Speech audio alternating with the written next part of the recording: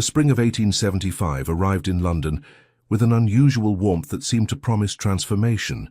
For Lady Imogen Carlyle, however, transformation had always been something that happened to other young women. At 23, Imogen had long accepted her place in the complex hierarchy of London society. Eternally pleasant, perpetually overlooked, and far too sensible to harbour romantic illusions. Her father, the Earl of Carlisle, possessed an ancient title and modest fortune, enough to secure invitations to every notable event, but not quite enough to make his only daughter a matrimonial prize. Another season, another round of watching from the sidelines, Imogen murmured to herself, as her lady's maid Martha fastened the last button on her cream silk gown.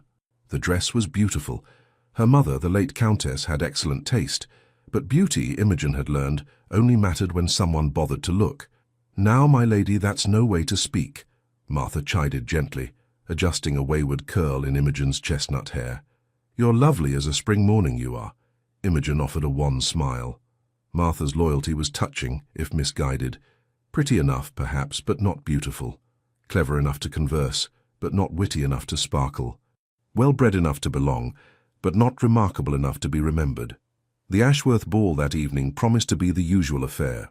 A crush of bodies in an overheated ballroom, young ladies displaying their accomplishments like exotic birds, and Imogen tucked away near the refreshment table, observing the theatre of courtship with anthropological detachment. She descended the grand staircase of Ashworth House with her father, who patted her hand absently. "Chin up, my dear. Perhaps this will be your season." It was the same thing he said every year, with decreasing conviction. The ballroom glittered with hundreds of candles, their light catching on jewels and polished floors. The air thrummed with music, laughter, and the underlying current of ambition that powered the marriage market. Imogen's practiced eye immediately catalogued the season's debutantes, all 17 and 18 years old, fresh-faced and hopeful, and the eligible gentlemen who circled them like well-dressed sharks. "Lady Imogen!" She turned to find Lady Beatrice Thornton, one of the few young women who still acknowledged her existence after multiple seasons. "Beatrice, how lovely you look." "As do you, though that colour does wash you out rather," Beatrice said with the casual cruelty of the truly beautiful. "Have you seen the Montclair brothers? Both in attendance tonight, quite unprecedented. The Duke rarely honours us with his presence." Imogen's pulse quickened involuntarily at the mention of Hugh Montclair, Duke of Blackthorn. She'd seen him precisely 3 times in as many years, a tall, severe figure who seemed to regard social gatherings with the enthusiasm one might reserve for a dental extraction. Handsome in a stark, uncompromising way, with dark hair, glacial grey eyes, and an air of barely restrained impatience with the frivolities of the ton. "I wasn't aware the Duke enjoyed such entertainments," Imogen managed. "Oh, he doesn't," Beatrice laughed. "But his brother Christopher does, and apparently the Duchess has put her foot down about family appearances. There, do you see?" Imogen followed Beatrice's gaze to the entrance, where 2 men stood in stark contrast to one another. The first, undoubtedly Hugh Montclair, surveyed the room with the expression of a man mentally cataloguing escape routes. Tall and broad-shouldered, he wore his evening clothes with careless perfection, as though he'd been born in white tie rather than dressed in it. Beside him stood a younger man who could only be Christopher, Kit as she'd heard him called. Where Hugh was all sharp angles and restrained power, Kit radiated easy charm. Golden-haired where Hugh was dark, laughing where Hugh scowled, Kit embodied everything the ton loved in a gentleman. Approachability wrapped in aristocratic breeding. "Christopher Montclair is quite the catch," Beatrice whispered conspiratorially. "Second son, of course, but the Duchess settled a substantial fortune on him, and he has no interest in politics or duty, only adventure and pleasure. Every mama with a practical daughter has him in her sights." Imogen watched as Kit's gaze swept the ballroom, pausing here and there with evident appreciation. Then impossibly his eyes found hers. She looked away immediately, heat rising in her cheeks, but when she dared glance back, he was still watching her. More than that, he was smiling at her. "Heavens," Beatrice breathed. "Is Christopher Montclair looking at you?" Before Imogen could formulate a response, Kit was moving through the crowd with the easy confidence of a man who'd never been refused anything. Hugh remained by the entrance, his expression darkening almost imperceptibly as he watched his brother's progress. Lady Imogen Carlyle, isn't it? Kit's voice was warm, rich with genuine pleasure rather than mere politeness. Mr. Montclair. Imogen managed a curtsy, acutely aware that every eye in their vicinity had turned toward them. Beatrice had actually taken a step backward, as though to provide a better view of the spectacle. "I've been told you have the most interesting perspective on Turner's later works," Kit said, as though they were old friends picking up a familiar conversation. "I'm attempting to educate myself on modern art, and I fear I'm making rather a hash of it. Might you take pity on an ignorant soul and share your thoughts?" It was smoothly done, a request for her expertise rather than a conventional compliment. Imogen found herself responding before her usual caution could intervene. "I'm hardly an expert, Mr. Montclair, but I do find his use of light rather extraordinary. There's a luminosity in his work that seems to capture something beyond mere representation. You see, already I'm enlightened." Kit's smile was infectious. "Would you honor me with the next dance? I promise to interrogate you thoroughly about atmospheric perspective." The room seemed to tilt slightly. Kit Montclair, charming, wealthy, utterly inappropriate for a wallflower 23, was asking her to dance, in front of everyone. Yes, thank you." As Kit led her onto the floor for a waltz, Imogen caught a glimpse of Hugh Montclair. The Duke stood exactly where his brother had left him, but his posture had changed. Rigid, watchful.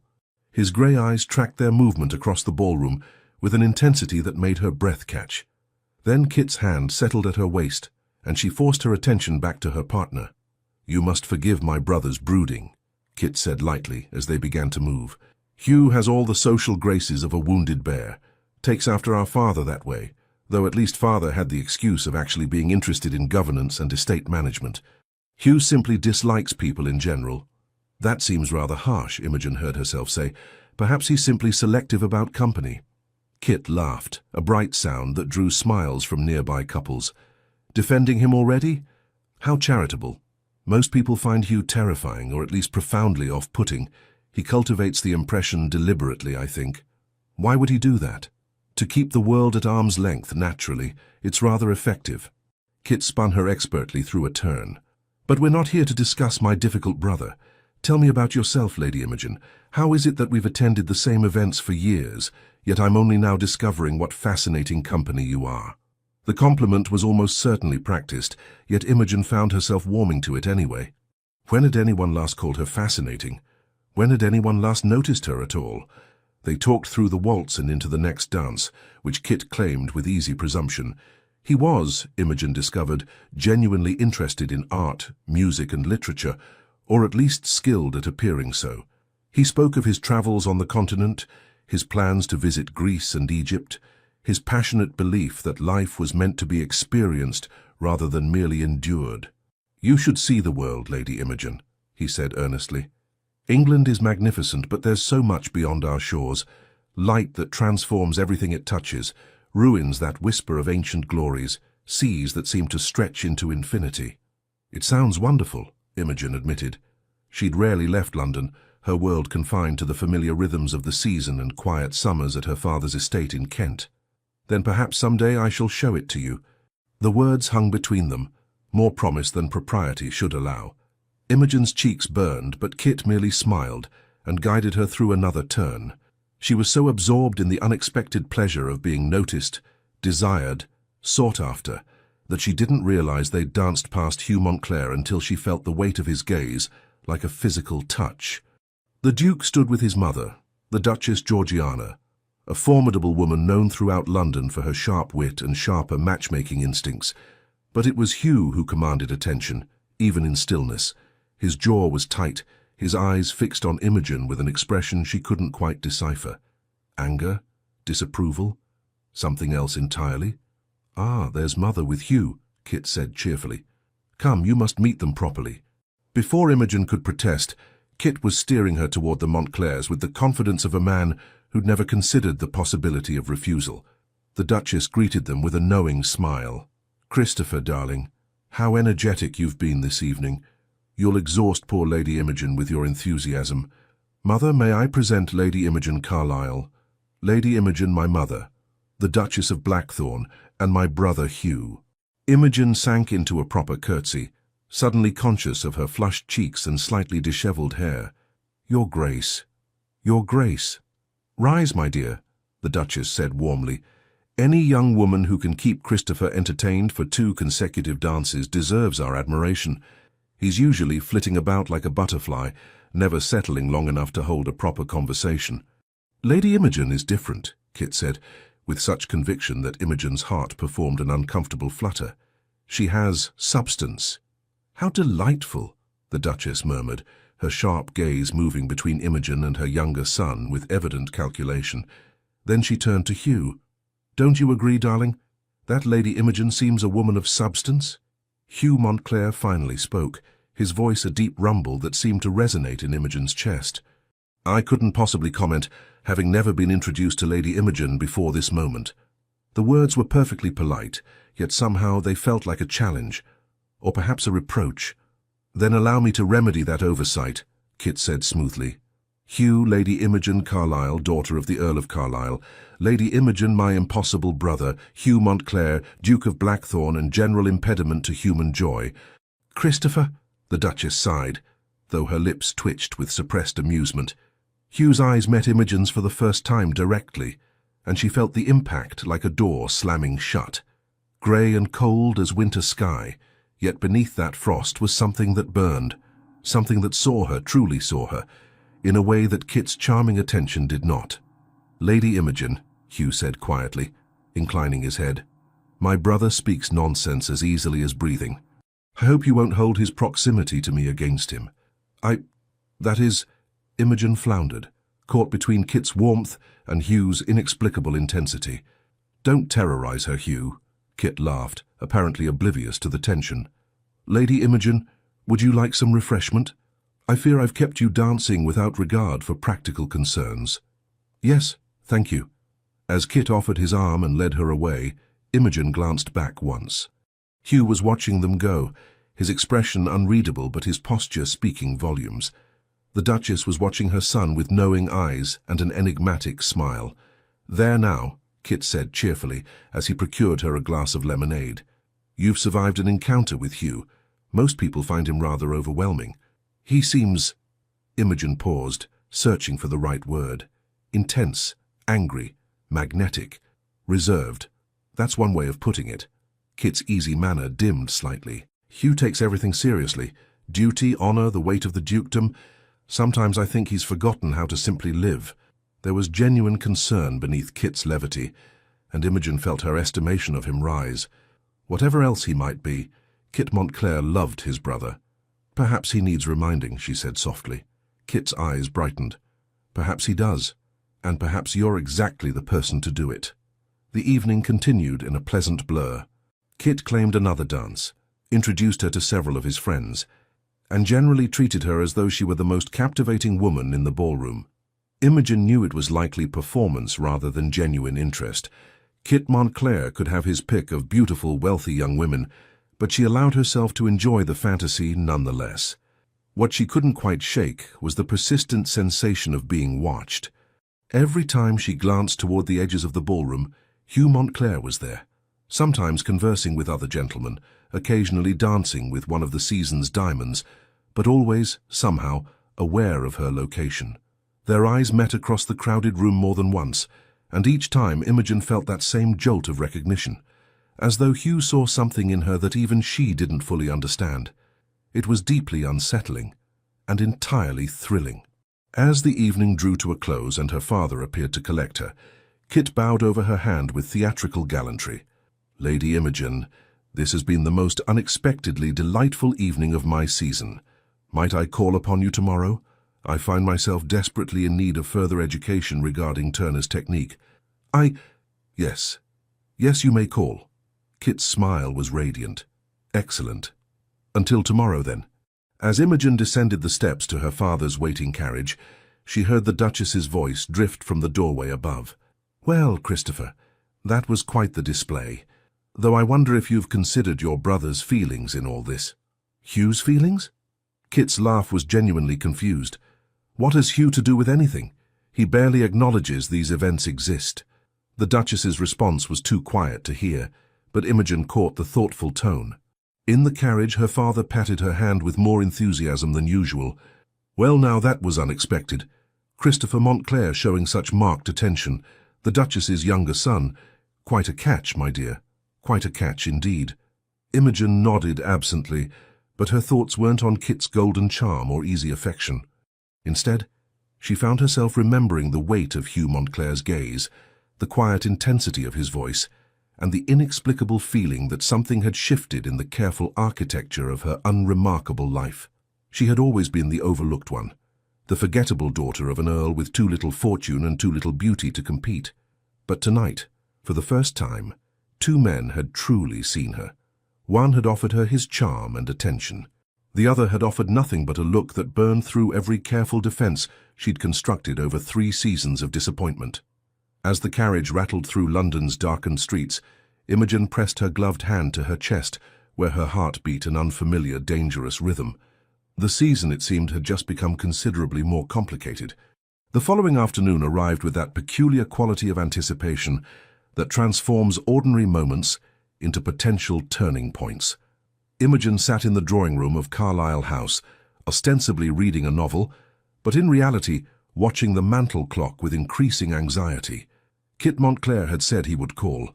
Gentlemen said such things frequently and rarely meant them literally.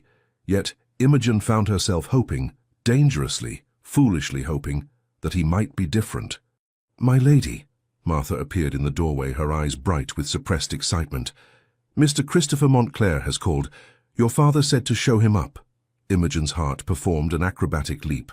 "Thank you, Martha. Please, yes, show him in."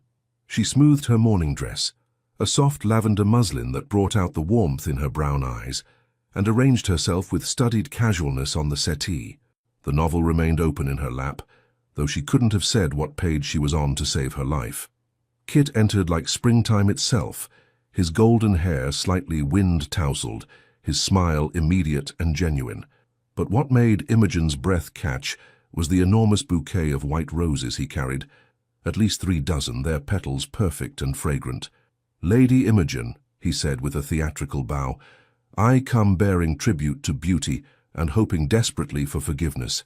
"Forgiveness," Imogen managed, half laughing despite her nervousness. "Whatever for? For monopolizing you so thoroughly last night that I prevented countless other gentlemen from discovering what delightful company you are. It was selfish of me, but I find I cannot regret it." He presented the roses with a flourish.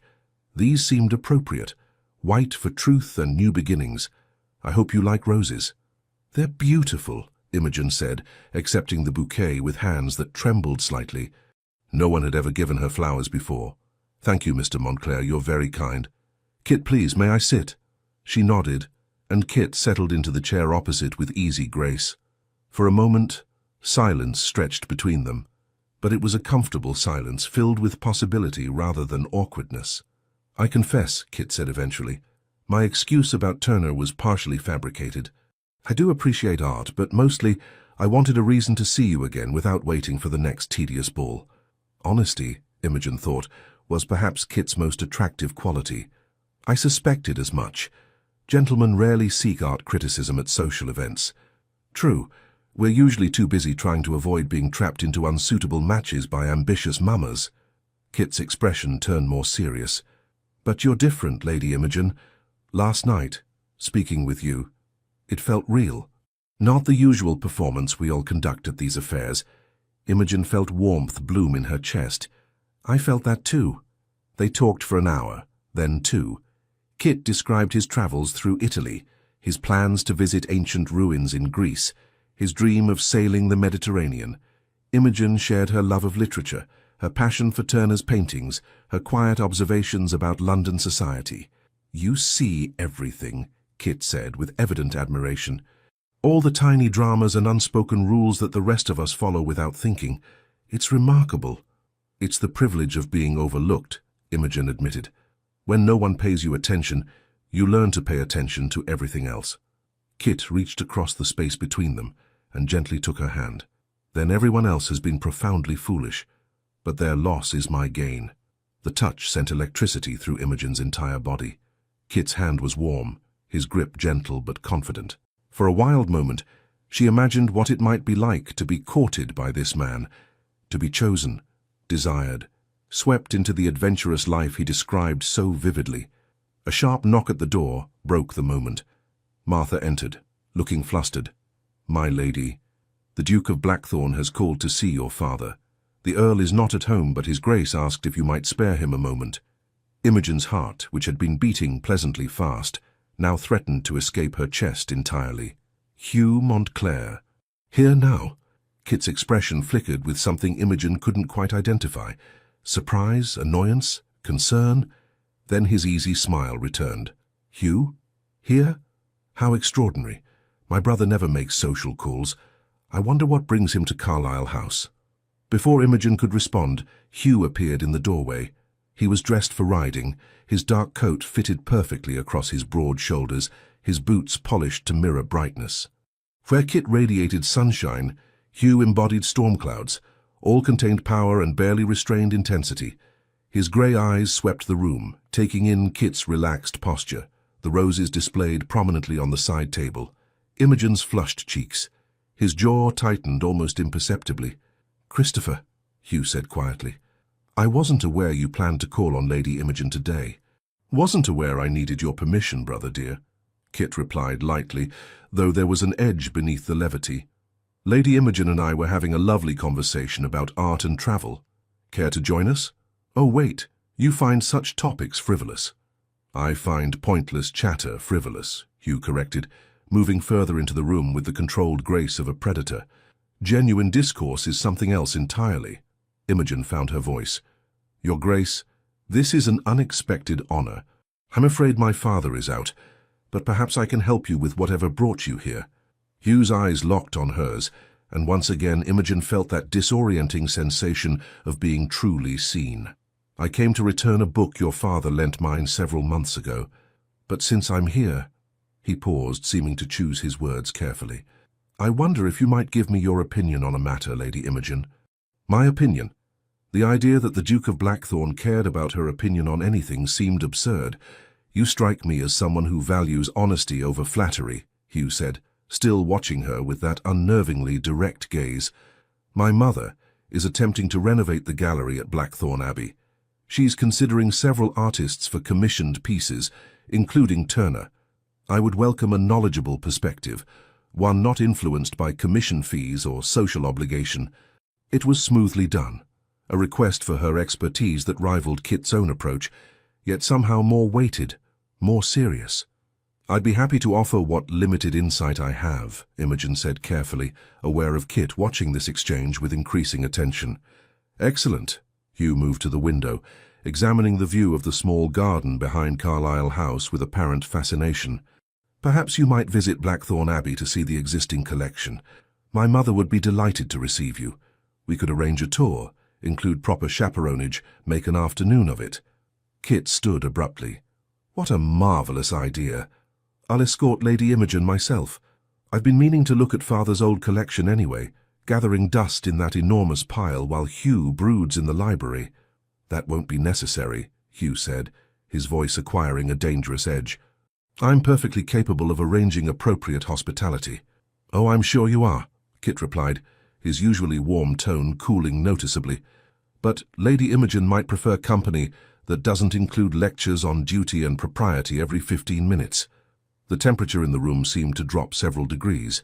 Imogen looked between the brothers, suddenly aware that this exchange had very little to do with art collections or afternoon visits. "Gentlemen," she said carefully, "I appreciate both your invitations. Perhaps we might arrange something when my father returns. He'd likely wish to accompany me on such a visit." "Of course," Hugh said stiffly, though his eyes never left his brother. "Forgive me for disrupting your visit, Lady Imogen. Christopher, a word in private?" "Actually, I'm rather comfortable here," Kit replied with deliberate ease. "It wasn't a request." The brothers stared at each other for a long moment, some silent battle of wills playing out in the charged air between them. Finally, Kit sighed and rose gracefully. "Very well. Lady Imogen, please forgive this interruption. I shall call again soon. Very soon." He bowed over her hand, his lips actually brushing her glove, in a gesture just barely within the bounds of propriety. "Until then, I remain your devoted admirer." As Kit moved toward the door, Hugh caught his arm. The corridor. Now. They disappeared into the hallway, and though they clearly attempted to keep their voices low, snatches of heated conversation drifted back to Imogen's ears. Sudden interest in Lady Imogen. Kit's voice, tight with barely suppressed anger. Reckless behavior. Hugh's rumble, equally controlled and equally furious. Always dictating. Kit again. Think before you. Hugh cutting his brother off. Then silence, followed by footsteps retreating toward the front entrance. Imogen sat frozen on the settee, her mind racing. What had just happened? Why were the Montclair brothers suddenly at odds over her, of all people? Martha reappeared, her eyes wide. Goodness, my lady, that was quite intense. Yes, Imogen murmured. Yes, it was. The whispers began almost immediately. At the Pemberton musical evening 2 days later, Imogen arrived to find herself the subject of considerable attention. Young ladies who'd never deigned to notice her suddenly appeared at her side with transparent curiosity. Older matrons watched her with calculating interest. Lady Imogen, Lady Thornton, Beatrice's mother, and one of society's most efficient gossips, appeared at her elbow. How delightful to see you. I understand you've been receiving calls from Mr. Christopher Montclair. Mr. Montclair has been kind enough to visit. Yes, Imogen said carefully. How lovely. And the Duke as well, I hear. Both Montclair brothers paying attention to the same young lady. How very unusual. The implication hung in the air like smoke. Imogen felt heat rise in her cheeks, but before she could formulate a response, Kit materialized at her side. Lady Thornton, he said with his most charming smile, how kind of you to keep Lady Imogen company until I could find her. Lady Imogen, would you honor me with your company during the performance? I believe they're playing Chopin. Your favorite, if I recall correctly. He'd remembered. From one conversation 3 days ago, Kit had remembered that she loved Chopin. As Kit guided her away from Lady Thornton's avid curiosity, Imogen caught sight of Hugh standing near the pianoforte. He was conversing with Lord Ashworth about something evidently serious, but his attention fractured the moment Kit's hand settled at Imogen's elbow. The entire evening proceeded in that strange, charged fashion. Kit was attentive without being overwhelming, securing seats for the performance, fetching refreshments, introducing her to his friends with evident pride. Several times Imogen caught other young ladies watching with barely concealed envy, emotions she'd witnessed countless times, but never as the object rather than the observer. Hugh maintained his distance, but Imogen felt his presence like a compass point. Every time she laughed at Kit's jokes, every time she smiled up at Kit's handsome face, she knew Hugh was watching, cataloguing, judging. It should have been uncomfortable. Instead, it was intoxicating. During the interval, Kit drew her aside to a relatively quiet corner. I must apologize for my brother's behavior the other day. Hugh can be difficult. He seemed concerned for you, Imogen said diplomatically. Concerned? That's a generous interpretation. Kit's usual levity dimmed. Hugh believes it's his duty to manage my life, to dictate my choices, to protect me from my own supposed recklessness. He doesn't understand that some of us want to live rather than merely exist. Perhaps he's afraid, Imogen suggested gently. Afraid of losing you. Kit looked at her with surprise, then something like wonder. You really do see everything, don't you? Yes, I think you're right. After Father died, Hugh became, well, he became what he thought a duke should be. Serious, remote, controlled. He locked away everything spontaneous or joyful about himself. That sounds lonely. It is, but it's his choice. Kit took her hand, his expression earnest. Lady Imogen, I realize we've known each other less than a week, but I find myself thinking about you constantly. Your intelligence, your warmth, your ability to see past superficial charm to the genuine person beneath. I want to continue this friendship, this connection, whatever it becomes. Imogen's heart hammered against her ribs. Was Kit Montclair actually courting her, genuinely, seriously courting her? I would like that too, she managed, her voice barely above a whisper. Kit lifted her gloved hand to his lips, his eyes never leaving hers. Then let society whisper.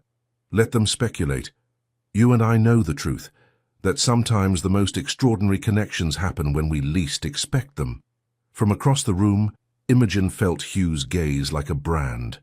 When she dared glance his way, the Duke was watching them with an expression that made her breath catch. Not anger, precisely. Not disapproval, though that was present too. Hunger. Raw, undisguised hunger. And beneath that, something that looked almost like anguish. The situation escalated at the Duchess of Marlborough's ball a week later. By then, Kit's attentions had become so marked that society had begun coupling their names in gossip. Mr. Montclair and Lady Imogen had become a recognized phrase, uttered with varying degrees of approval and speculation. Imogen arrived in a gown of deep sapphire silk, a color that transformed her from merely pretty to genuinely striking. Kit found her immediately, his face lighting with open admiration. "Lady Imogen," he breathed, "you look absolutely magnificent." "Hardly that," she demurred, but pleasure warmed her voice. "I beg to differ." Kit offered his arm. "Shall we scandalize the ton by dancing every single dance together?" They didn't dance every dance, but they came perilously close, Kit claiming 3 waltzes, the maximum allowed without causing serious talk. Between dances they strolled the terrace, Kit describing his upcoming trip to Scotland for grouse season, and half-seriously inviting Imogen to convince her father to join the house party. "I want you to meet my friends," Kit said earnestly. "The people I truly care about beyond all this social performance. They'd love you, Imogen. May I call you Imogen?" The use of her Christian name should have scandalized her. Instead, it thrilled her. "Yes, and I shall call you Kit." His smile was radiant. "Kit and Imogen, I like the sound of that."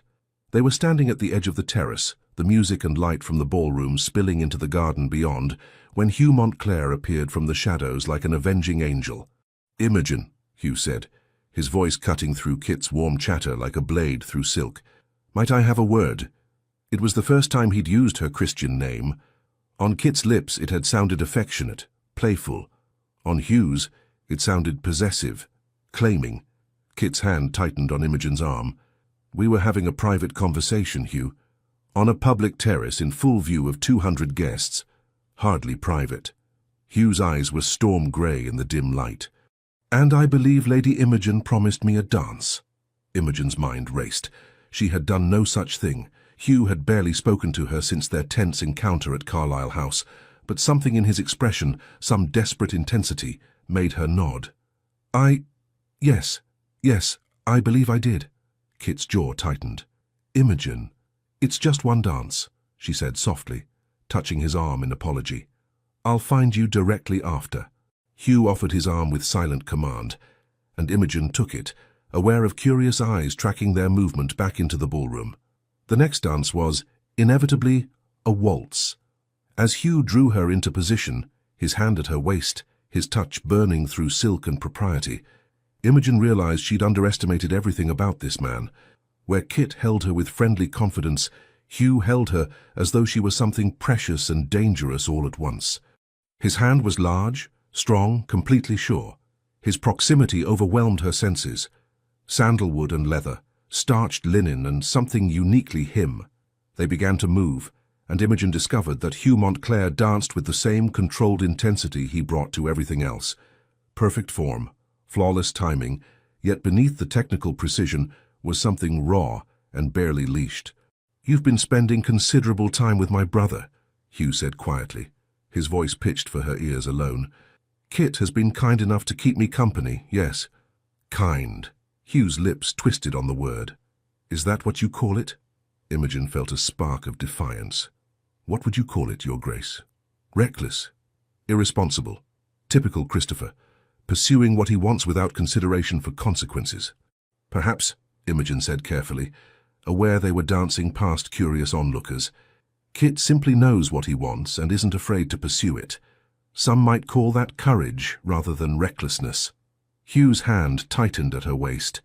"You don't understand my brother as well as you think. And you don't understand him at all if you believe his interest in me is merely reckless impulse." They turned through a complex sequence, moving in perfect synchronization despite the tension crackling between them. Hugh guided her effortlessly, his body dictating their movement with absolute confidence. "Christopher collects experiences," Hugh said, each word precise and cutting. "Beautiful places, interesting people, novel sensations. He's never committed to anything beyond his own pleasure. Not a career, not a purpose, certainly not a woman. The words stung, partially because they echoed Imogen's own half-formed concerns. Kit was charming, attentive, seemingly besotted. But was it real, or simply the thrill of conquest? "You're being cruel," she whispered. "I'm being honest.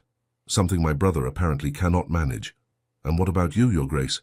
Imogen looked up, meeting those grey eyes directly despite the way her heart threatened to hammer out of her chest.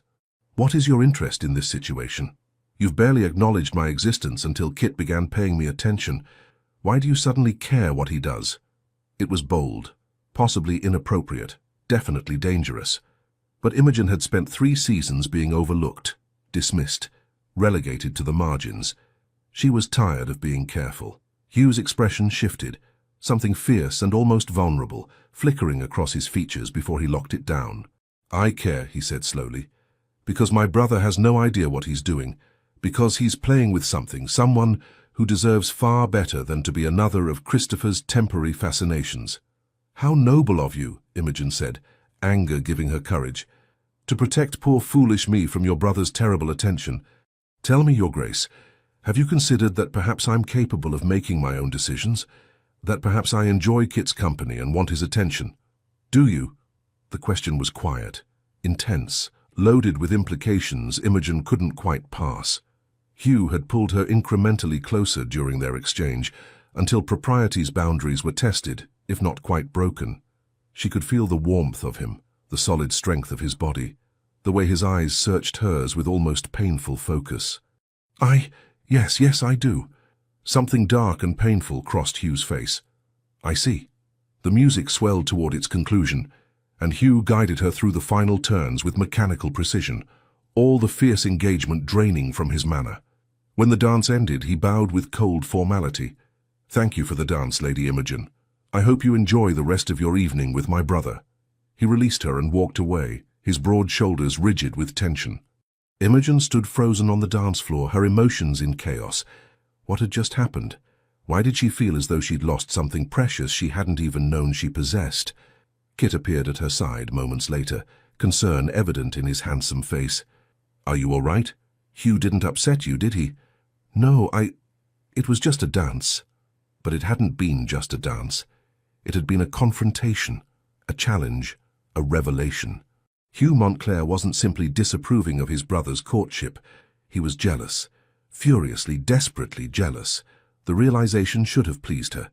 Instead, it terrified her. Because somewhere in the past few minutes, while dancing with the Duke of Blackthorn, Imogen Carlyle had discovered something she desperately wished to unlearn. Every time Kit Montclair made her heart flutter with pleasure, Hugh Montclair made it race with something far more dangerous: desire. The next 2 weeks transformed Imogen's quiet existence into something resembling a romantic comedy performed for all of London society. Everywhere she went, she found herself at the center of an unspoken battle between the Montclair brothers, a battle neither would acknowledge but that everyone could plainly see. Kit continued his attentive courtship with increased determination. He called at Carlisle House every other day, always bearing thoughtful gifts, books he thought she'd enjoy, sketches from his travels, once even a watercolor he'd attempted himself, badly but endearingly, of the view from Blackthorn Abbey's south terrace.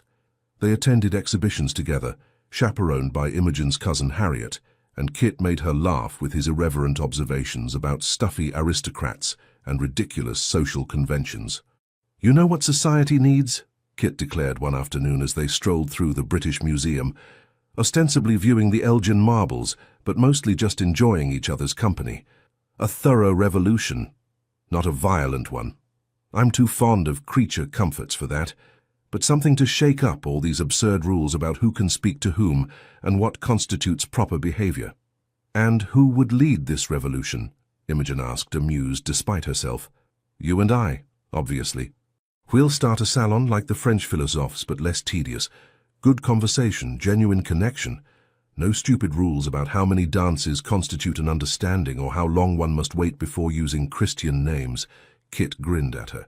"We'll call it the Society for Sensible People. I'm not sure we'd have many members." "Good. We'll be exclusive. Membership by invitation only, granted solely to those with functioning brains and the courage to use them. It was this quality that Imogen found most appealing about Kit: his refusal to take anything too seriously, his determination to find joy even in circumstances designed to crush spontaneity. In his company, she felt lighter, freer, capable of being the person she'd always wanted to be rather than the one society expected. But if Kit represented liberation, Hugh embodied something far more complex. The Duke attended more social events in those 2 weeks than he had in the previous 2 years. He appeared at every ball, every musical evening, every garden party where Kit and Imogen might be found. He never approached directly, never engaged in obvious interference, but his presence was impossible to ignore. Imogen would be laughing at something Kit said, only to feel the weight of Hugh's gaze from across the room. She'd be dancing with Kit, aware of nothing but his charming conversation and easy grace, then suddenly lock eyes with Hugh and forget her next step entirely.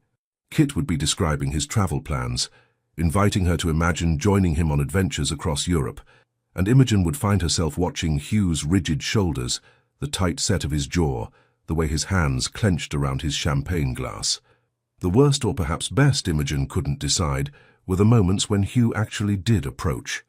Like at Lady Sefton's ball, when Kit had momentarily left to fetch refreshments, and Hugh materialized at Imogen's side, as though summoned by dark magic. "You look well this evening, Lady Imogen," Hugh said quietly, his eyes cataloguing every detail of her appearance with disconcerting thoroughness. "Thank you, Your Grace, as do you." It was true. Hugh wore evening clothes with the same careless perfection he brought to everything, looking simultaneously civilized and dangerously untamed. An awkward silence stretched between them. Finally, Hugh spoke again. "My mother wishes to extend a formal invitation for you and your father to dine at Blackthorn House next week. She's quite taken with you." "That's very kind." "It has nothing to do with kindness." Hugh's voice dropped, acquiring an edge that made Imogen's pulse spike. "My mother believes you'd be good for Christopher. She thinks you might give him purpose, direction, help him become the man he should be." "And what do you think?" Hugh's grey eyes bored into hers. "I think Christopher doesn't deserve you. I think he'll charm you and fascinate you and make you believe in possibilities, then disappear to Greece or Egypt or wherever his restless spirit takes him next, leaving you to pick up the pieces of your ruined reputation and broken heart." The words were harsh, but beneath them, Imogen heard something else: fear. Hugh wasn't just worried about his brother's recklessness. He was terrified of it. "Kit wouldn't do that," Imogen said with more conviction than she entirely felt. "Wouldn't he?" Hugh stepped closer, close enough that Imogen could smell his sandalwood cologne, feel the heat radiating from his body. "Christopher has never committed to anything difficult in his entire life. The moment the novelty wears off, the moment actual sacrifice is required, he'll run. It's what he always does." "You're wrong about him." "Cass, am I?" Hugh's hand came up, fingers almost but not quite touching her cheek. The non-contact was somehow more intimate than an actual touch would have been. "Then prove it, Lady Imogen. Choose him. Accept his courtship. Ignore my warnings, and see what happens when the adventure loses its shine." Imogen couldn't breathe. They were standing too close, the air between them charged with electricity and danger, and something that felt terrifyingly like destiny. "Why do you care so much?" she whispered. "If you think Kit is wrong for me, if you believe I'm making a terrible mistake, why not simply let me fail?" Hugh's jaw clenched. For a moment, Imogen thought he might actually answer honestly, might explain the intensity in his eyes, the barely leashed hunger in the way he watched her, the reason he seemed to appear wherever she went. Instead, he stepped back sharply, breaking whatever spell had woven itself between them. "Because despite what my brother believes, I don't enjoy watching people suffer needlessly. Consider yourself warned, Lady Imogen." He walked away, leaving Imogen trembling and confused, and desperately wishing Kit would hurry back with those refreshments so she could force her heart rate back to something approaching normal. The situation reached its crisis point at the Duchess Georgiana's own summer garden party at Blackthorn House, an event that had become legendary in London society, both for its lavishness and for the Duchess's uncanny ability to facilitate matches among her guests. The grounds of Blackthorn House were magnificent, acres of manicured gardens, ancient oak trees, a small lake with swans gliding serenely across its surface. The weather cooperated beautifully, providing bright sunshine tempered by a gentle breeze that made the heat bearable. Imogen arrived with her father, both of them slightly overwhelmed by the grandeur. They'd been to fine houses before. The Earl of Carlisle's connections ensured invitations to notable events, but Blackthorn House operated on a different scale entirely. This was ducal wealth, married to centuries of aristocratic power, and it showed in every perfect hedge, every marble statue, every footman stationed at precise intervals along the winding paths. Kit found her immediately, appearing as though he'd been watching for her arrival. "Imogen, you look like springtime personified. Come, let me show you the gardens properly. Mother's done extraordinary work with the roses this year." He offered his arm, and Imogen took it gratefully, trying to ignore the way her father's face lit with obvious hope. The Earl had become increasingly enthusiastic about Kit's courtship, seeing in it possibilities he'd long since abandoned for his spinster daughter. They strolled through beds of roses, past fountains where children shrieked with laughter, carefully supervised by nannies, through a hedge maze that Kit navigated with practiced ease. He was charming as always, but something in his manner seemed different today, more serious, more intent. "Imogen," Kit said eventually, guiding her to a secluded bench overlooking the lake. "We need to talk." Her heart lurched. Those 4 words rarely preceded anything good. "I've been thinking," Kit continued, taking her hand between both of his, "about us, about what's been happening these past weeks. I know society is talking, speculating about my intentions. Your father is clearly hopeful. And I care for you, Imogen, genuinely. You're wonderful company, you make me laugh, you see the world in ways that constantly surprise me." "But," Imogen supplied, because surely there was a but coming. Kit's expression turned rueful. "But I'm not entirely sure I'm ready for what comes next. Marriage, settling down, taking on all the responsibilities everyone expects. I'm only 26. There's so much I still want to do, places I want to see. I leave for Scotland in 3 days, then potentially onto the continent after that. Greece, definitely, maybe Egypt." Imogen felt something sink in her chest. Hugh had been right. Of course Hugh had been right. "I see," she managed, proud that her voice remained steady. "No, wait, I'm explaining this badly." Kit squeezed her hands urgently. "I'm not saying I don't want a future with you. I'm saying I need time. I need to be certain, to be absolutely sure that I'm ready to give you what you deserve. It wouldn't be fair to rush into promises I might not be prepared to keep." It was, Imogen had to admit, refreshingly honest. Kit wasn't abandoning her, but neither was he committing. He was doing exactly what Hugh had predicted, preserving his freedom while keeping his options open. "I understand," Imogen said quietly. And she did. Kit was being more decent than most men in his position would be, more careful of her feelings than she had any right to expect. But understanding didn't make it hurt less. "Do you hate me?" Kit asked, his blue eyes anxious. "No. No, of course not. You're being honest, which is more than I could hope for." Kit lifted her hand to his lips, kissing it with genuine affection. "You're extraordinary, do you know that? Any other woman would be throwing things at me right now. But you understand." Imogen smiled, though it felt fragile. "I'm very understanding. It's one of my chief qualities as a wallflower." "You are not a wallflower," Kit said fiercely. "You're brilliant and beautiful, and any man would be lucky to have you, including me, especially me. I just need time." "Time," Imogen repeated. The word felt heavy, loaded with all the things Kit wasn't quite saying. Time to adventure, time to be free, time to be absolutely certain before committing to anything as permanent as marriage. They sat in silence for a moment, the sounds of the garden party drifting over the hedge, laughter, music, the clink of crystal. Imogen's mind raced. She cared for Kit, truly cared for him. His friendship had given her something precious, the experience of being chosen, noticed, desired. For the first time in her life, she'd felt like she mattered. But was that enough? Was gratitude a foundation for love? "We should rejoin the party," Imogen said eventually. "People will talk if we're gone too long." Kit nodded, helping her rise.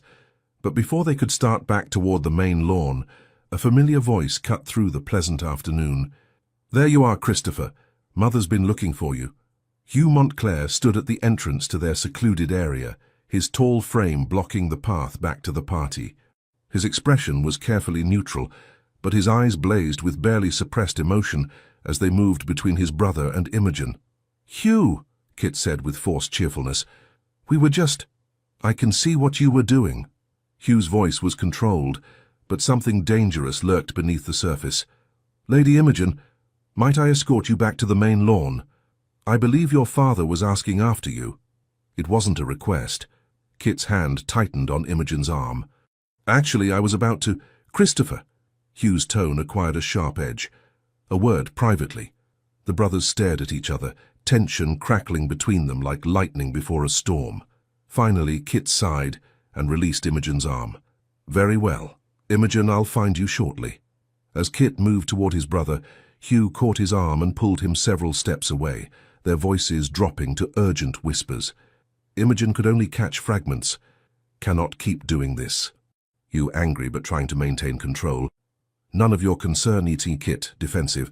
Leading her on." Hugh again, louder. "Hypocrite." Kit, his usual good humor completely absent. Then Kit jerked his arm free and stalked past his brother, past Imogen, back toward the main party without another word. His shoulders were rigid, his pleasant expression replaced by frustrated anger. Hugh watched him go, then turned to Imogen. For a moment they simply looked at each other, the afternoon sunshine filtering through oak leaves, the distant sounds of the party providing incongruous accompaniment to the tension between them. "You heard that," Hugh said finally. "Not a question." "Some of it. Good. Then I don't need to pretend." Hugh moved closer, his grey eyes intense. "What did Christopher say to you? What promises did he make?" Imogen lifted her chin. "That's between Kit and myself, Your Grace." "Hugh. My name is Hugh." He said it with quiet intensity, as though the permission to use his Christian name mattered desperately. "And I apologize, but I cannot be diplomatic about this any longer. Christopher is going to break your heart, Imogen. He's already preparing his exit. Scotland, then Greece, then wherever his restlessness takes him next.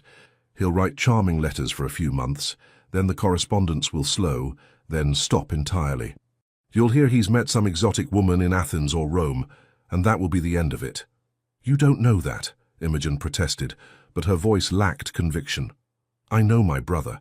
I've watched him do this same thing a dozen times with pursuits that bored him, commitments that required sacrifice, responsibilities he decided were too burdensome."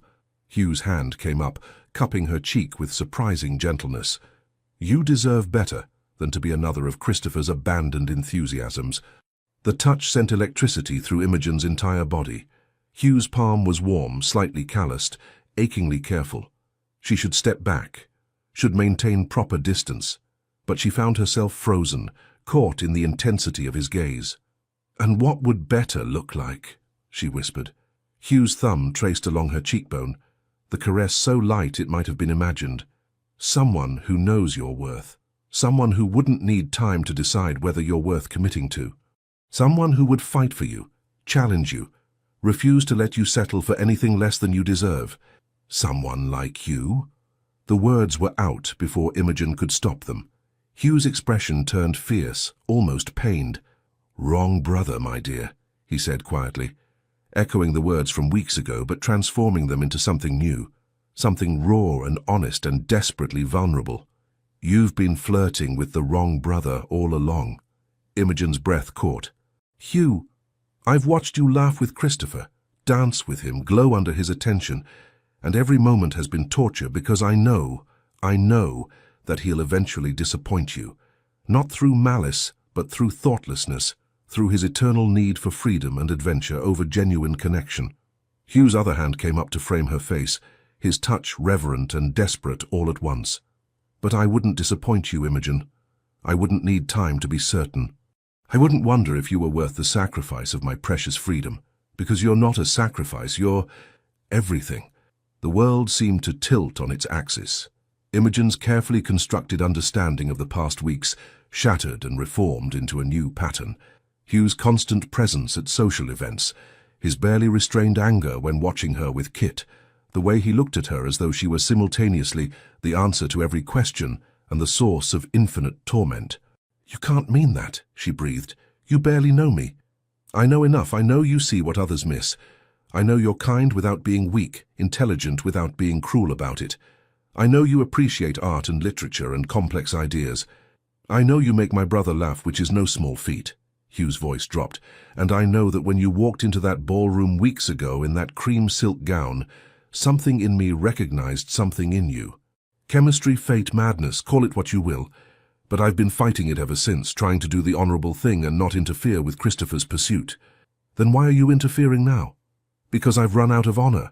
Hugh's laugh was bitter, self-deprecating. "Because watching you choose him is killing me.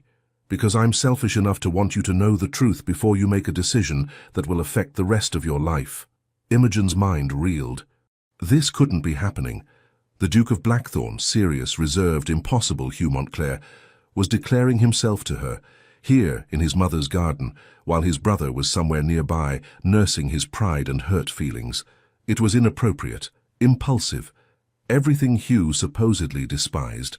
It was also the most romantic thing that had ever happened to her. "I don't know what to say," she admitted. "Say you'll consider it. Consider me."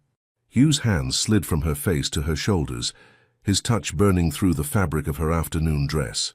"I'm not asking you to make a decision right now. I'm just asking you to acknowledge that there's a choice to make, that it's not just Christopher, that maybe you've been looking at the wrong brother all along." Before Imogen could respond, voices drifted from nearby. Other guests, wandering the gardens. Hugh stepped back immediately, restoring proper distance, his expression shuttering into its usual guarded neutrality, but his eyes remained intense, desperate, hopeful. "Think about it," he said quietly. "Please." Then he was gone, striding back toward the main party with controlled urgency, leaving Imogen standing alone beside the lake, with her entire world turned upside down. The weeks following the garden party were perhaps the most confusing of Imogen's life. Kit departed for Scotland as planned, leaving behind a steady stream of charming letters describing the countryside, the hunting, the friends who'd accompanied him. His correspondence was warm, affectionate, full of promises to see her upon his return. But nowhere in those carefully written pages did Kit mention the future, marriage, or any concrete plans beyond vague references to "when we're together again." Hugh, meanwhile, had withdrawn into careful propriety. He continued attending social events, but maintained scrupulous distance, never approaching Imogen directly, never dancing with her again, never giving society ammunition for gossip. But she felt his presence constantly, his eyes following her across ballrooms, his attention focused on her even when he appeared to be conversing with others. It was maddening and revealing, because in Kit's physical absence and epistolary presence, Imogen discovered something uncomfortable. She missed Hugh more. She missed the intensity of his attention, the challenge in his gaze, the way he saw past her careful pleasantness to the complex, uncertain woman beneath. Kit made her feel charming and desirable. Hugh made her feel seen. The realization came fully formed one evening at the theatre, where Imogen attended a performance of Romeo and Juliet with her father and cousin Harriet. Hugh was present, seated in the Blackthorn box across the theatre with his mother, and throughout the entire first act, Imogen found her attention split between the stage and the Duke's profile. Hugh watched the play with complete focus, his expression intent as the young lovers declared their passion. When Romeo spoke of love at first sight, of knowing instantly that Juliet was his destiny, Hugh's jaw tightened almost imperceptibly. And when Juliet questioned whether Romeo's love was too sudden, too passionate to be real, Hugh's eyes flicked across the theatre to meet Imogen's. The moment lasted perhaps 2 heartbeats, but Imogen felt its impact like a physical blow. In Hugh's gaze, she saw everything he'd said in the garden: hunger, hope, fear, determination. The question that had been building in her mind for weeks finally crystallized into certainty. She'd been courted by the wrong brother all along. Kit was wonderful, charming, kind, endlessly entertaining, but what she felt for him was gratitude and affection, not the bone-deep recognition that Hugh had described. Kit made her happy. Hugh made her feel alive. The question was what to do about it. The opportunity came in an unexpected form. A letter from the Duchess Georgiana inviting Imogen and her father to dinner at Blackthorn House. A small gathering, the Duchess wrote in her elegant script, just family and a few close friends. Kit would be returning from Scotland that week, and the Duchess wished to celebrate his homecoming. Imogen's father accepted immediately, obvious hope written across his features. The Earl still harbored expectations about Kit's courtship, still believed that connection might elevate his daughter's prospects. Imogen didn't have the heart to disabuse him. The evening of the dinner arrived with that peculiar mix of anticipation and dread that accompanies moments of potential transformation. Imogen dressed with unusual care, selecting a gown of deep emerald silk that brought out the warmth in her brown eyes and the richness of her chestnut hair. She wasn't entirely sure what she planned to do, only that something needed to happen. The current situation, suspended between Kit's vague promises and Hugh's silent intensity, couldn't continue indefinitely. Blackthorn House at night was even more magnificent than by day. Candlelight gleamed off marble floors and ancient portraits, casting everything in warm golden light.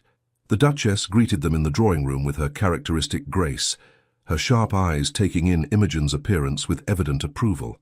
"Lady Imogen, how lovely you look. That colour suits you beautifully. And Lord Carlisle, so good of you to join us. Christopher should be down shortly. He only just arrived this afternoon and is no doubt making himself presentable after days of tramping about the Scottish wilderness."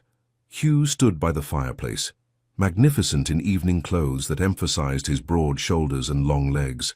His eyes found Imogen immediately, tracking over her appearance with barely concealed hunger, before his expression shuttered into politeness. "Lady Imogen, Lord Carlisle, welcome."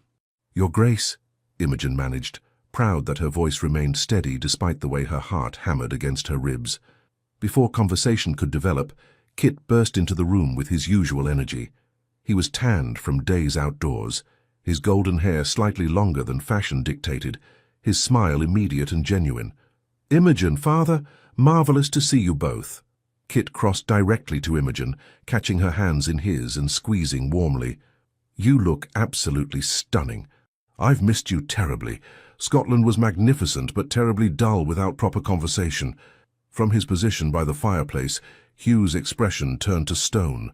The dinner itself was a study in carefully maintained civility, masking roiling emotional undercurrents. The Duchess had assembled a small group, Imogen and her father, the Montclair brothers, and Lord and Lady Ashworth, old family friends. Conversation flowed easily enough, touching on politics, literature, Kit's adventures in Scotland. But beneath the pleasant surface, Imogen felt the tension between the brothers like a living thing.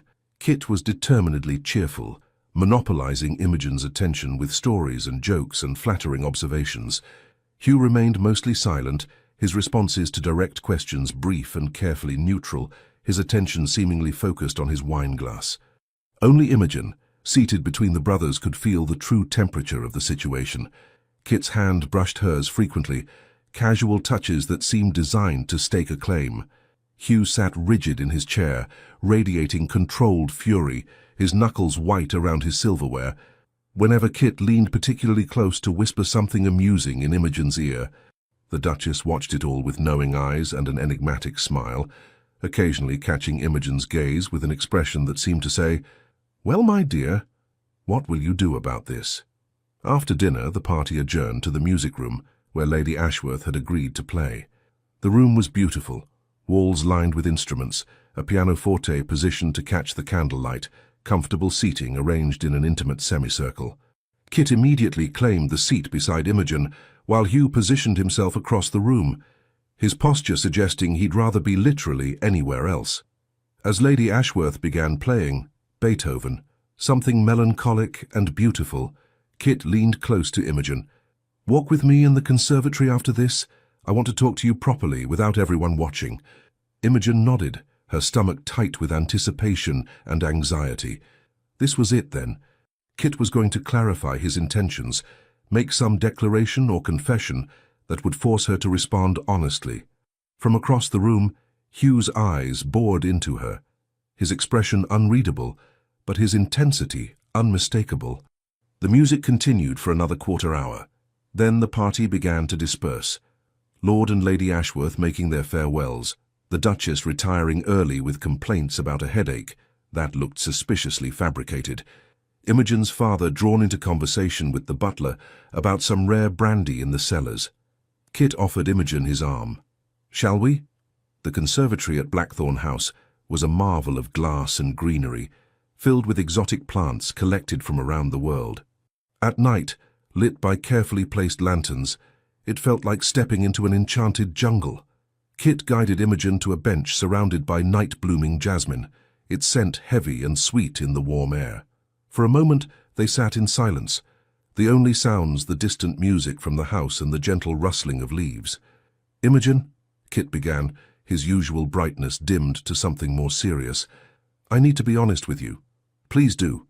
Kit took her hand, studying it as though memorizing every detail. "These past weeks in Scotland gave me time to think about my life, my plans, what I want for my future, and I realized something important." Imogen's heart sank. She knew what was coming, could read it in Kit's earnest expression, hear it in his careful tone. "I care for you tremendously," Kit continued. "You're wonderful in every way, but I'm not ready for what you deserve. Not ready for marriage, for settling down, for all the responsibilities that come with building a life with someone. I'm 26 years old, and I still feel like there's so much I need to do, need to see, need to experience before I can commit to that kind of future." "I understand," Imogen said quietly. And she had understood really since their conversation at the garden party. Kit was kind enough to want to spare her feelings, honest enough not to lead her on, but ultimately unable to offer what she needed. "I knew you would understand. You always do." Kit squeezed her hand gently. "I want you to know that my affection for you is genuine. You've brought such light into my life these past weeks, but it wouldn't be fair to ask you to wait while I figure myself out. You deserve someone who's certain, who's ready, who can give you everything right now rather than someday maybe. Someone like your brother." The words were out before Imogen could stop them. Kit's expression flickered with surprise, then something like resignation, then, unexpectedly, relief. "You've noticed, then, the way Hugh looks at you, the way he can barely stand to be in the same room when we're together." Kit laughed softly. "I've been watching it happen for weeks, watching my brother fall for the woman I was courting. It should have made me furious, but it didn't. No, because I'm not blind, Imogen. I've seen the way you look at him too, when you think no one's watching, when he says something that cuts through all the pleasant conversation to something real. You light up for him in a way you never quite do for me." Kit's smile was tinged with melancholy, but genuine nonetheless. "And as much as my ego would prefer otherwise, I love my brother. I want him to be happy, and I think you might be the person who could make that possible." Tears pricked Imogen's eyes. "Kit, I'm so sorry. I never meant—" "Don't apologize, please." Kit lifted her hand to his lips, kissing it with affectionate finality. "You've done nothing wrong. Chemistry isn't something we control. And honestly, if I were ready for everything you deserve, I'd fight for you. But I'm not ready, and Hugh is. He's been ready since the moment he saw you. He just wouldn't admit it because he thought I was serious about courting you." "You're an extraordinary man, Christopher Montclair." "I know," Kit said with a flash of his usual humor. "I'm also remarkably perceptive when I bother to pay attention. Now go. Hugh's probably in the library, brooding and pretending to read something improving. Put him out of his misery, will you?" Imogen stood, but Kit caught her hand once more. "For what it's worth, I think you two will be magnificent together. Just be patient with him. Hugh's spent so long being the responsible one, the serious one, the duke who never allows himself anything frivolous, that he's forgotten how to simply want something for himself. Remind him." The library at Blackthorn House was exactly what one might expect from a ducal residence. 2 stories of floor-to-ceiling shelves filled with leather-bound volumes, rolling ladders for accessing higher shelves, comfortable chairs positioned near the massive fireplace. And there, exactly as Kit had predicted, sat Hugh Montclair. He wasn't actually reading. The book lay open in his lap, but his eyes were fixed on the fire, his expression distant and bleak. He looked, Imogen thought, like a man who'd resigned himself to unhappiness. "Your Grace?" Hugh's head snapped up, his grey eyes widening as he saw her standing in the doorway. He rose immediately, the book tumbling forgotten to the floor. "Lady Imogen, What are you doing here? Where's Christopher?" "Kit is in the conservatory, being remarkably gracious about releasing me from a courtship neither of us were quite convinced by." Imogen stepped into the library, closing the door behind her with deliberate care. It was improper, shockingly so, but she found she didn't care. He suggested I might find you here. Brooding. I don't brood, Hugh said automatically, then caught himself. That is, I was simply thinking. About? Hugh's jaw tightened. About how I've been a complete fool. About how I waited too long, stayed too silent, convinced myself that honor meant allowing my brother his pursuit, even as it destroyed me to watch. About how I'm about to lose something I never even had the courage to fight for. Imogen moved closer, closing the distance between them with careful steps. You haven't lost anything. Not yet. Hugh went very still, his entire body tense with barely restrained hope. What are you saying? I'm saying you were right that first time you pulled me aside at a ball. Wrong brother, you said. It took me weeks to understand, but you were right. Imogen's hands trembled slightly as she reached out, placing her palms flat against Hugh's chest. She could feel his heart hammering beneath her fingers, racing as fast as her own. I was flirting with the wrong brother all along, because Kit is wonderful, charming, everything a woman should want. But he's not what I want. He's not who makes me feel truly alive. Imogen, Hugh's voice was rough, barely controlled. You see me, Hugh. Not the pleasant wallflower everyone expects, not the grateful daughter of an earl with modest fortune. You see all the complicated, uncertain, occasionally sharp-tongued reality beneath the polite exterior. And that terrifies me, because it means I can't hide from you. But it makes me feel more myself than I've ever felt with anyone. Hugh's hands came up to cover hers, pressing them more firmly against his chest. I've been watching you for weeks fighting this, trying to be honorable while wanting nothing more than to drag you away from Christopher's charming attentions and declare myself like some gothic hero. It's been torture. Then stop being tortured. Imogen looked up into those grey eyes that had haunted her dreams, saw everything she needed reflected there. Desire, determination, hope, fear, absolute certainty. Stop being honorable and serious and responsible. Just for a moment, allow yourself to want something. Want me.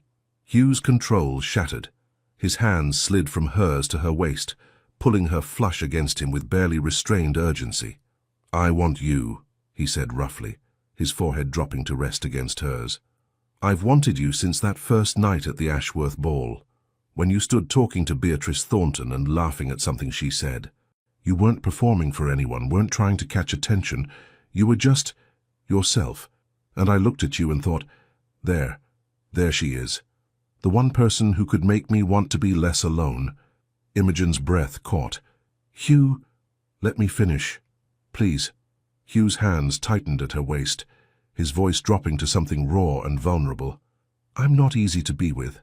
I'm serious. Often too serious. I take my responsibilities too heavily. I brood, yes, I brood.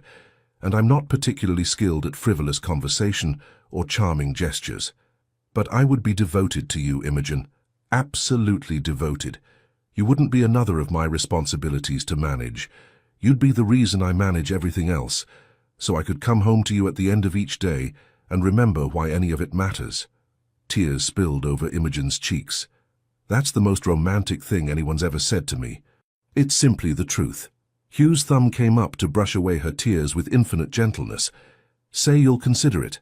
Consider me. Consider a future where you don't have to settle for charming adventures, where you can have passion and intensity and someone who sees you exactly as you are and wants nothing more than to build a life worthy of you. I don't need to consider, Imogen said, her hands sliding up to frame Hugh's face, feeling the slight roughness of his jaw beneath her palms. I already know my answer. It's yes. To you, to us, to whatever this becomes. Yes. Hugh made a sound somewhere between a laugh and a sob, then lowered his head and kissed her. It was nothing like the chaste, polite kiss Imogen might have imagined from the proper Duke of Blackthorn. It was intense, desperate, full of weeks of suppressed longing and carefully controlled desire finally unleashed. Hugh kissed her as though she were air and he'd been drowning, as though she were a question and he was answering with his entire being. When they finally broke apart, both breathing hard, Hugh rested his forehead against hers. We're going to cause the most magnificent scandal. Are we? Imogen asked, dizzy with joy and desire, and the impossible reality of being held by Hugh Montclair. Undoubtedly. Christopher courting you, then me stealing you from my own brother. Society will feast on it for months. Hugh's smile was wicked, transforming his usually serious face into something almost boyish. "I find I don't care even slightly." "Neither do I." "Good, because I intend to court you properly now, with absolute shamelessness and zero regard for what anyone thinks. You'll be so thoroughly compromised by my attentions that you'll have no choice but to marry me to preserve your reputation." Imogen laughed, the sound bright and free. "Is that a proposal, Your Grace?" "Not yet. When I propose, it will be properly done, on my knees with a ring with pretty words about forever." Hugh's expression turned serious, though his eyes still sparkled with that newfound lightness. "But it is a promise, that I'm yours if you'll have me, that I'll fight for this, for us, with everything I have." "I'll have you," Imogen whispered. "I choose you, Hugh Montclair. Every time, I choose you." They kissed again, slower this time but no less intense. Through the library windows the moon rose over Blackthorn House's grounds, and somewhere in the distance Imogen thought she heard laughter, Kit's laughter, bright and pleased, as though her choice had somehow freed him as well. The door opened suddenly, and the Duchess Georgiana stood silhouetted in the doorway. She took in the scene before her, her eldest son holding Lady Imogen Carlyle, both flushed and dishevelled, clearly having just been caught in a passionate embrace, and smiled with absolute satisfaction. "Well," the Duchess said calmly, "I suppose that settles things nicely. Christopher seemed to think you two would work it out. Shall I inform Lord Carlisle that he'll need to prepare for a wedding, or would you prefer to maintain suspense a bit longer?" Hugh groaned, but didn't release Imogen. "Mother, your timing is as impeccable as ever. I raised you boys to be decisive, darling. Clearly Hugh has finally learned the lesson." The Duchess's smile widened. "I must say, I did wonder how long it would take you to stop being honourable and simply claim what you wanted. Lady Imogen, you've worked a miracle. I haven't seen Hugh look this alive in years." Imogen felt herself blushing furiously. "Your Grace, Oh, don't apologise, dear girl. I've been hoping for exactly this outcome since the moment Christopher showed interest. I knew my serious son needed someone with substance, someone who could see past his forbidding exterior to the passionate heart beneath." The Duchess moved into the library, entirely unruffled by having discovered them in such a compromising position. "Now then, shall we discuss settlements and wedding dates, or would you prefer to maintain the fiction that nothing momentous just occurred?" Hugh looked at Imogen, his expression caught between exasperation and amusement. "What do you say, my love? Shall we tell them or attempt to preserve propriety a bit longer?" "Tell them," Imogen said firmly. "I'm tired of propriety, and besides, I believe you promised me shameless courtship and absolute scandal." "That I did." Hugh turned to his mother, his arm still firmly around Imogen's waist. "Mother, you may inform Lord Carlisle that I intend to court his daughter with every intention of making her my Duchess. The scandal will be unavoidable, Christopher's unofficial courtship, followed immediately by my pursuit of the same woman. Society will have a spectacular time discussing our family's romantic chaos." "Wonderful!" The Duchess clapped her hands together with genuine delight. "Finally, something interesting to discuss besides politics and the weather. I shall help spread the gossip myself, carefully, of course, to ensure it reflects well on Lady Imogen. By next week, everyone in London will know that both Montclair brothers pursued her, and she chose the Duke. Your reputation will be quite secure, my dear." Imogen found herself laughing at the absurdity of it all. Hours ago she'd been suspended in uncertainty, unsure whether she'd end up with Kit's charming adventure or Hugh's intense devotion, or neither. Now she stood in the Duke of Blackthorn's arms, being welcomed into his family by a mother who seemed to regard the entire situation as a successful military campaign. "I think," Imogen said, "that this has been the strangest and most wonderful evening of my entire life." "Good," Hugh murmured, pressing a kiss to her temple. "Because I intend to give you many more. A lifetime of them, if you'll allow it." From the doorway, Kit's voice rang out. "Are we celebrating?" I heard Mother's delighted scheming voice and assumed victory had been achieved. Kit appeared beside his mother, his expression genuinely pleased as he took in Hugh and Imogen's obvious happiness. "Well done, brother. I knew you had it in you to stop brooding and actually claim what you wanted." "Christopher," Hugh said quietly, releasing Imogen just enough to face his brother. Don't." Kit held up a hand, his smile warm and sincere. "Don't apologize. You have nothing to apologize for. I pursued Imogen because she was fascinating, but I was never prepared to give her what she needed. You are. You have been from the start. I'm glad you finally admitted it. Hugh crossed to his brother, pulling him into a brief, fierce embrace.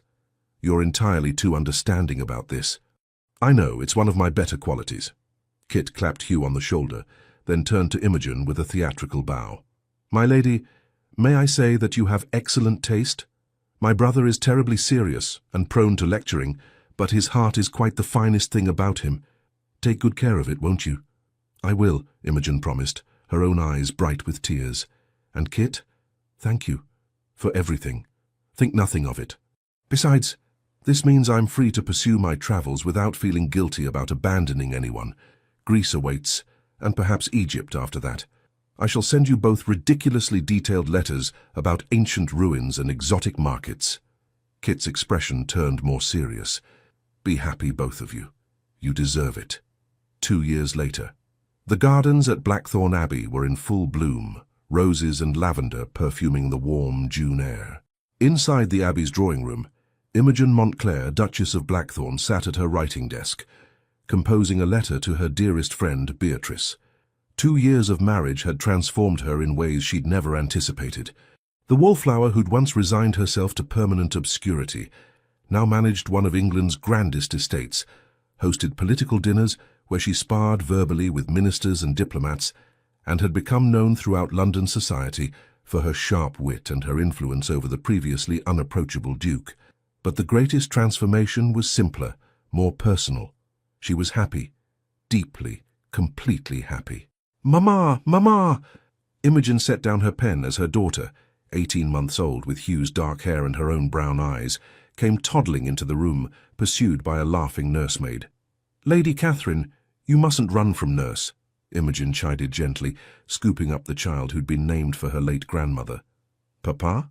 Catherine asked hopefully, her favourite word and favourite person. "Papa is meeting with the steward about the tenant cottages. He'll be back for lunch." Imogen kissed her daughter's chubby cheek, breathing in that sweet baby scent that never failed to make her heart swell.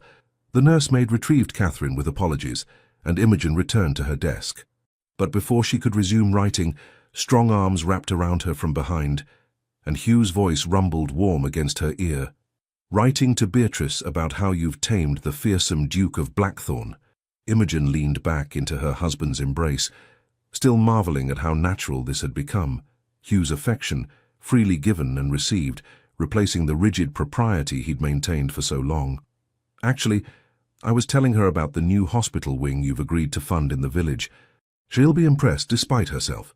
Hugh pressed a kiss to the top of her head. "I only agreed because you presented a devastatingly logical argument, and because you've made me soft, concerned with tenant welfare and public health rather than profit margins. You were always concerned with those things. I merely gave you permission to act on it, without feeling guilty about being frivolous." Perhaps. Hugh moved to perch on the edge of her desk, his grey eyes no longer cold but warm with contentment, studying her face. Kit's letter arrived. He's in Cairo now, apparently having the time of his life excavating something ancient and probably cursed. Is he planning to return for Christmas? He says yes, but Kit's promises about timing are notoriously flexible. He might arrive Christmas Eve or Easter Sunday. Both are equally likely. Hugh's smile was affectionate rather than frustrated. "I'm glad he's found his path, though. Adventure suits him far better than ducal responsibility ever would have." Imogen reached up to lace her fingers through Hugh's. "You miss him. I do.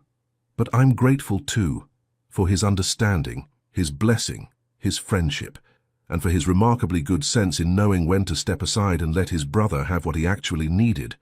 "What did you need?" Imogen asked, though she knew the answer. Hugh pulled her up from the desk chair, wrapping both arms around her and holding her close. "This. You. A life that includes passion as well as duty, love as well as responsibility. Someone who sees past the Duke to the man beneath, and loves him anyway, frowns and brooding and terrible social skills included. Your social skills have improved dramatically, only because you've taught me that conversation can be more than strategic maneuvering. That people can be interesting, even delightful." Hugh's hand came up to cup her cheek in that achingly familiar gesture. "You've transformed everything, Imogen, made me remember how to live rather than merely fulfill obligations. Good, Imogen said, rising on her toes to kiss him softly, because you've transformed me too, made me believe I was worth choosing, worth loving, worth fighting for. They stood wrapped together in the drawing room, sunlight streaming through the tall windows, their daughter's laughter echoing from somewhere in the house. It was ordinary and extraordinary all at once, this life they'd built together from mutual recognition and growing love. Imogen, Hugh said eventually, his voice taking on that particular tone that meant he was about to say something he'd been thinking about for some time. Yes, I want to host a ball, here at Blackthorn Abbey. A proper, spectacular affair with hundreds of guests and excessive flowers and entirely too much champagne.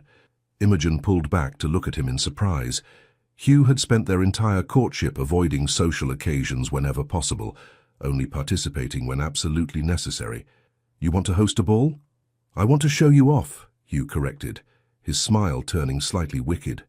I want everyone who ever overlooked you, who dismissed you as a wallflower, to see you as Duchess of Blackthorn. Magnificent, confident, utterly beloved.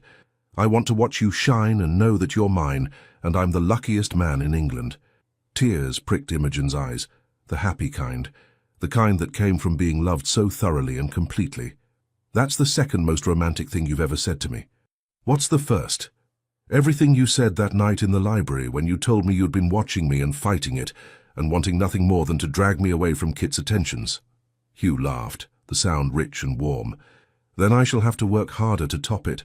I have an entire lifetime to come up with increasingly romantic declarations. I look forward to each one. They kissed again, slow and deep and full of promise. 2 years married, and Imogen still felt that spark of electricity every time Hugh touched her. She suspected she always would. Outside the drawing room, the Duchess Georgiana paused in the hallway, listening to her son's laughter, genuine, unreserved, joyful.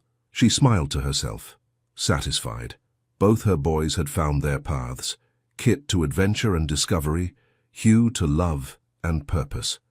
It had all worked out exactly as she'd hoped, though she'd never admit to anyone, especially not to Hugh or Kit, that she'd orchestrated quite a lot of it. Sometimes the best matchmaking looked like happy accident. Inside the drawing room, Hugh and Imogen remained wrapped in each other's arms, discussing plans for their ball for Christmas with Kit, for the future stretching bright and full of possibility before them. No regrets? Hugh asked softly. Imogen thought about the path that had brought them here, her seasons as a wallflower, Kit's charming courtship, Hugh's fierce pursuit, the choice she'd made in this very house 2 years ago. Not a single one, she said firmly. I chose the right brother. I chose love, intensity, partnership, challenge, everything that matters. I chose you, Hugh, and I'd choose you again, every single time. Good, Hugh murmured against her hair, because I chose you too. The moment I saw you, really saw you, I chose you. Even when I was fighting it, denying it, trying to be honorable, I'd already chosen you. You were always meant to be mine, just as I was always meant to be yours. Right, brother, then, Imogen teased, echoing that first confrontation that had changed everything. Hugh's arms tightened around her.